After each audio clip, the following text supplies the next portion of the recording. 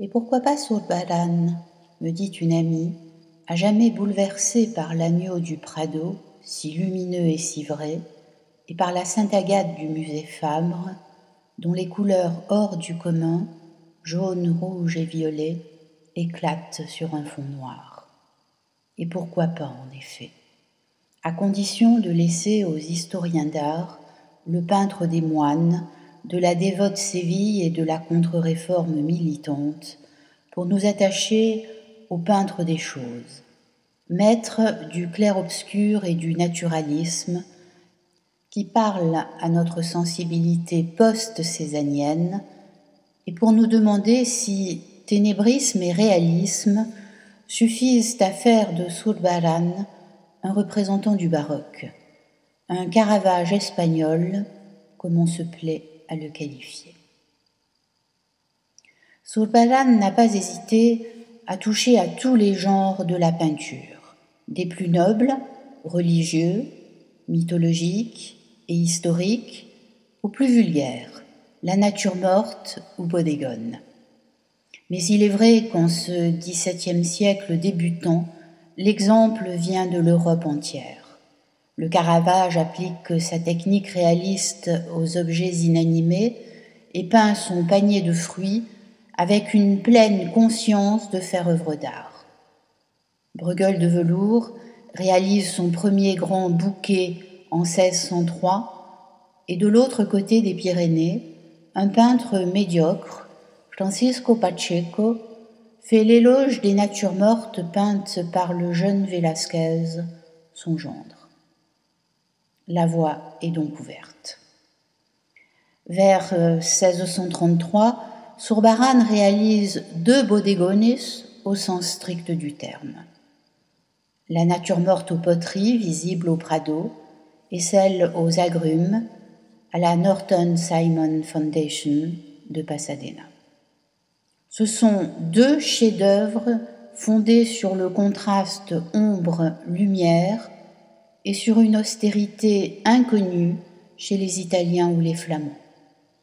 2 espaces minimalistes dans lesquels l'ordinaire devient extraordinaire. La nature morte aux poteries séduit par sa simplicité. 6 objets lumineux sur une surface sombre se détachent sur un fond noir, tous choisis parmi les ustensiles de la vie domestique. 3 vases en terre cuite, un en vermeil, 2 d'entre eux reposant sur des assiettes étamées. Ils sont alignés sur le même plan, sans la moindre séparation, au point qu'on imagine Zurbarán se plaisant à les peindre séparément. Rien de corruptible ni d'organique, fleurs, fruits ou insectes, n'est là pour signifier le passage du temps et ses ravages. Rien de symbolique non plus. La composition on ne peut plus simple n'est pas au service d'une narration, mais de la lumière, vrai sujet du tableau, qui permet à Zurbarán d'exprimer son goût pour les reliefs et les matières brillantes ou mates. Enfin, la rare économie de moyens fait penser à l'art français, à Lubin-Bogin notamment, et crée une étonnante impression de sérénité quasi religieuse. La nature morte aux agrumes n'est pas moins admirable. 4 citrons sur une assiette métallique, dans un panier des oranges, surmontés de leur feuillage et de quelques fleurs, une tasse en terre cuite sur une assiette métallique avec une rose. Intensément éclairés par une lumière venue de la gauche et sobrement alignés, ils se détachent sur la surface noire et ne sont séparés que par une ombre. Un subtil équilibre entre les tons chauds des fruits et du panier et les tons froids de l'argenterie et de la tasse permet de rendre la texture et le volume de chaque objet. Zurbarán a très habilement représenté l'aspect matériel des choses. La rugosité de la peau des agrumes est rendue par des reflets verts et bruns. le luisant des feuilles d'oranger et de l'assiette étamée par un jeu d'ombre et de lumière, le poli de la table au contour bien dessiné par une touche lisse presque émaillée. Mais par-delà le rendu des matières, on est frappé ici aussi par le calme de la scène qui invite à la méditation, voire à la prière. Et voilà peut-être pourquoi les contemporains du peintre voulaient voir dans ces humbles objets des symboles religieux. Les trois motifs seraient une allusion à la Sainte Trinité, les fleurs d'oranger, la rose et l'eau seraient un hommage à la pureté de la Vierge. N'apparaissent-ils pas dans d'autres tableaux dans lesquels la Vierge est le motif principal, la Madone de 1658 et l'extase de Marie-Enfant? Quoi qu'il en soit, ces deux natures mortes ont une séduisante simplicité et répondent par anticipation à l'interrogation du poète « Objets inanimés, avez-vous donc une âme ?» Mais surtout, elles transcendent le temps et réalisent les noces de l'esthétisme et du mysticisme qui sont la marque de Zurbarán. Alors on ne s'étonne plus de retrouver des détails de nature morte enchâssés dans les grandes compositions religieuses. Voyez la maison à Nazareth, où fleurs, fruits, vanneries et tables sont peints avec autant d'attention que la Vierge laborieuse et le jeune Jésus se blessant de façon prémonitoire avec une couronne d'épines.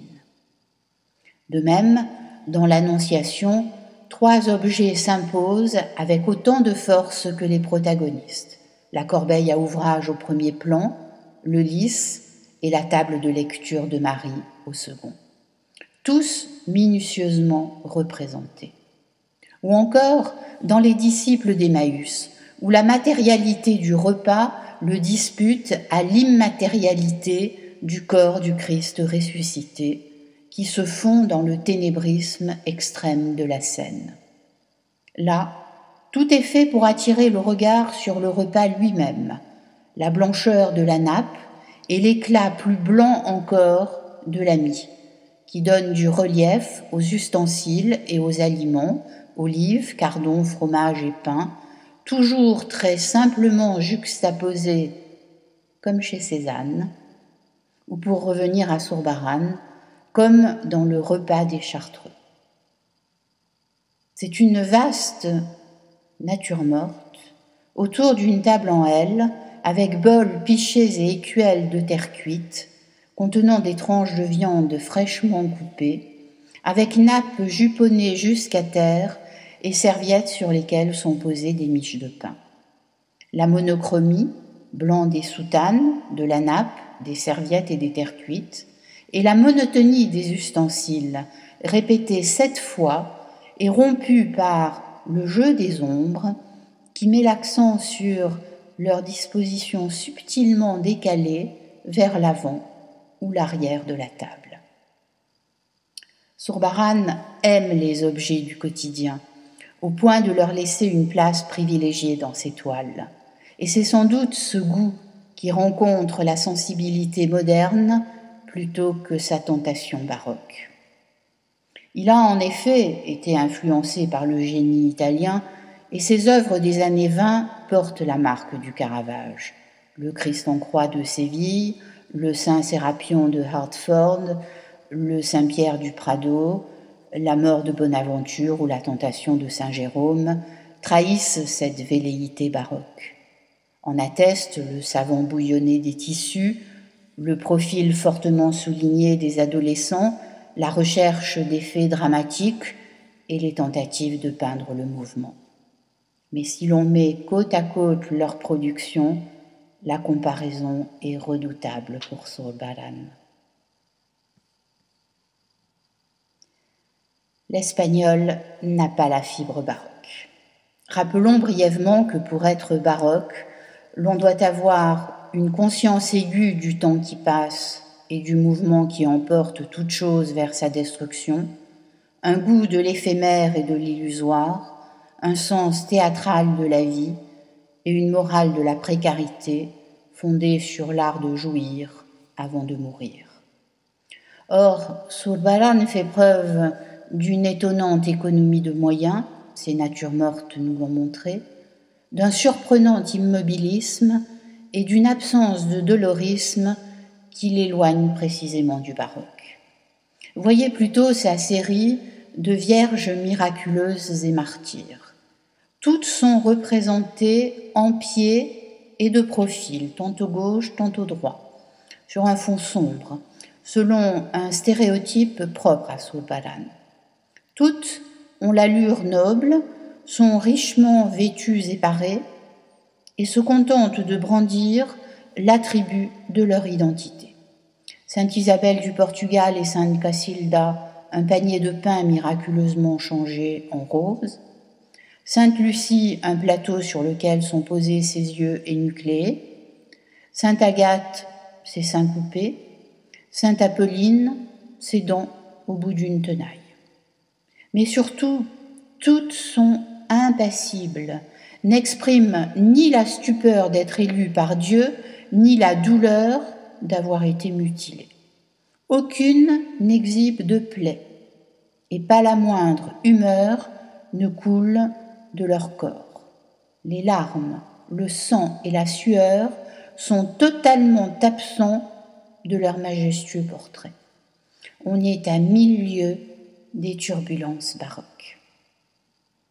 Et il en va de même avec le saint Sérapion, véritable litote picturale, sans dolorisme ni voyeurisme. Zurbarán représente le martyr mercédaire, bouche entr'ouverte, mais il hurle moins de douleur qu'il ne laisse échapper un souffle de lassitude. À bout de résistance, il suggère ainsi l'horreur de la torture qu'il vient de subir. Tout est pudeur et retenue, sobriété et demi-teinte, comme dans le grand art classique, loin des boucheries baroques et du cri déchirant de l'Isaac du Caravage. Ainsi, Zurbarán ne tient pas la comparaison avec le Caravage.